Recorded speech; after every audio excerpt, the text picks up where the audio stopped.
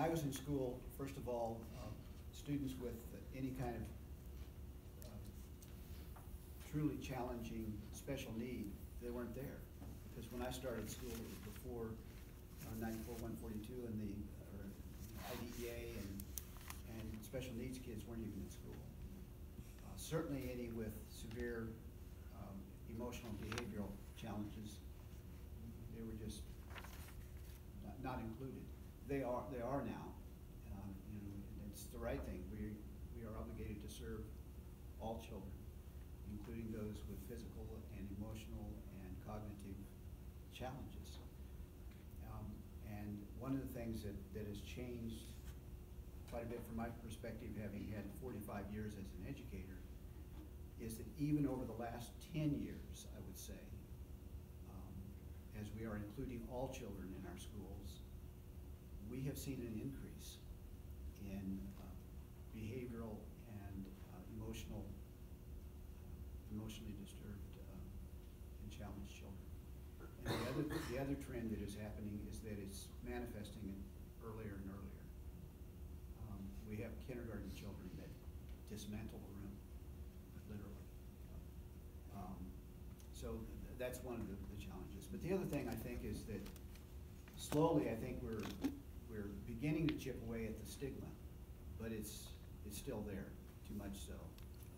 The stigma around mental health issues. Can I just wanted to add, you mentioned earlier and earlier, and so for me that's triggering my whole early intervention and prevention brain, and I think it's easy as a mental health provider too, a trained clinician myself, to find the solution in our schools being the addition of behavioral health providers and providing mental health services. And while that's a critical part of our solution, it serves, I think you mentioned 11 in your school, and it's with no disrespect to the need for those services. I value them highly. But at the end of the day, this really has to be way, way further upriver.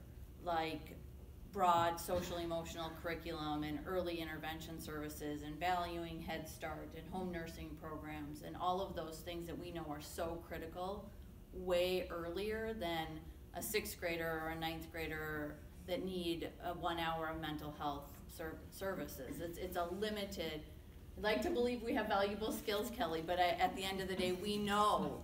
I think there's a real acknowledgement of the limitation of 1 hour of mental health services, especially if their family's not involved.